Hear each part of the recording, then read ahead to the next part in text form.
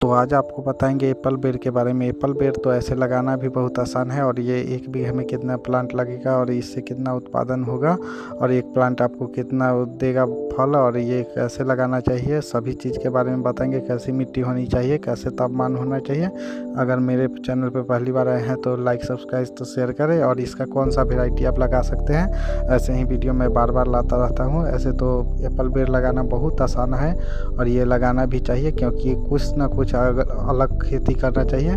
और इसका Thai Apple बेर के नाम से जाना जाता है क्योंकि अभी जो एप्पल बेर लगाया जाता है वो आपको 40 ग्राम से 120 ग्राम तक एक फल का वज़न होता है, जो कि बहुत ज़्यादा हो जाता है। और अगर 2 फल है तो मतलब 100 ग्राम 200 ग्राम का हो जाता है और ये बहुत आसानी से लगाया जाता है और इसका तुड़ाई भी बहुत आसानी से किया जाता है और इसमें बहुत सारे खनिज लवण विटामिन सी भी पाया जाता है। थाई एप्पल बेर की मिट्टी कैसी होनी चाहिए आज आपको ये बारे में बताते हैं। सबसे पहले आपको ज़रूरी है किसान भाइयों ध्यान रखें, इसके लिए मिट्टी बलुई मिट्टी और जीवाश्म मात्रा अधिक हो, ये बेहतर और क्षारीय लवणीय दोनों मिट्टी होना चाहिए और सूखे से लड़ने की विशेष क्षमता हो। पानी कम से कम लगता हो, जो पानी ज़्यादा लगता हो तो ऐसा मिट्टी में आप प्रयोग ना करें। किसान भाइयों इसके लिए जो भी मिट्टी आप ले रहे हैं उसमें कितना गड्ढा खाने और कितने दूरी पे आप खाने, इसके बारे में आज आपको बताएंगे। दूसरी सबसे ज़रूरी है गड्ढा कैसे तैयार करें। थाई एप्पल बेर की खेती के लिए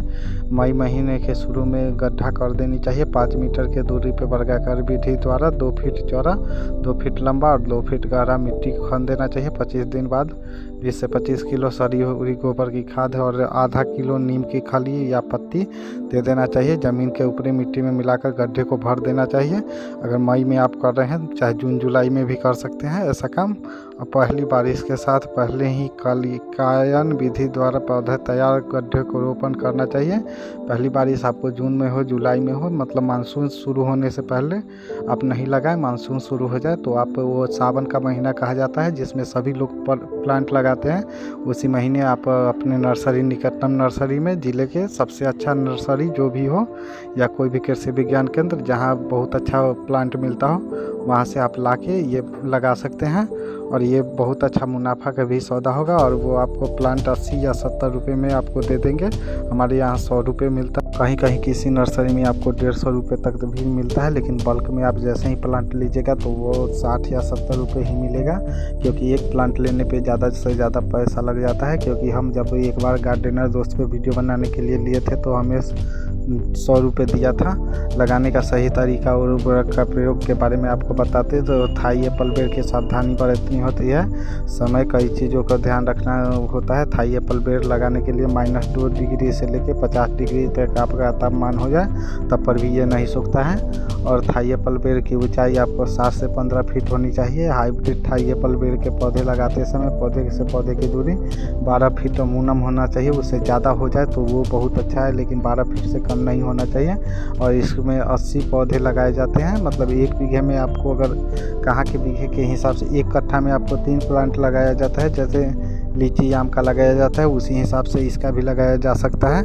और आप उसके हिसाब से आप बीघे में 484 भी पेड़ लगाया जाता है। 500 आप पेड़ ले लीजिएगा तो वो में से जो सूखेगा वो भी आप इधर उधर कर दीजिएगा, नहीं सूखेगा तो 1 बीघे में आपको कोई 484, लेकिन 484 बहुत ज़्यादा हो जाता है, 300 के करीब लग जाता है। हमारे इधर आपके इधर कैसा बीघा है तो वो आप गुना करके देख लीजिएगा।